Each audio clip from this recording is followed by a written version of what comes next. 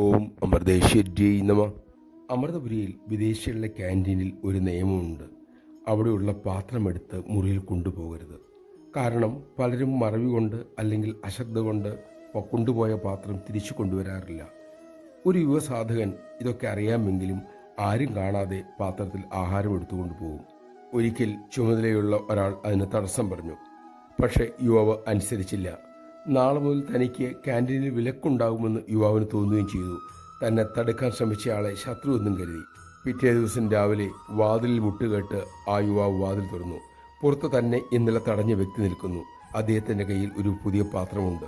അത് നീട്ടിക്കൊണ്ട് അദ്ദേഹം പറഞ്ഞു, ഇനി മുതൽ ഇത് ഉപയോഗിച്ചുകൊള്ളൂ, ക്യാൻറ്റീനിൽ നിന്നും എടുക്കണ്ട.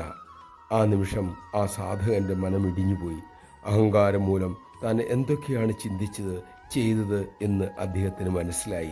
നമഃശിവായ. നിയമം നമുക്ക് ശീലിക്കാനുള്ളതാണ്, നമ്മുടെ തന്നെ നന്മയ്ക്കായി.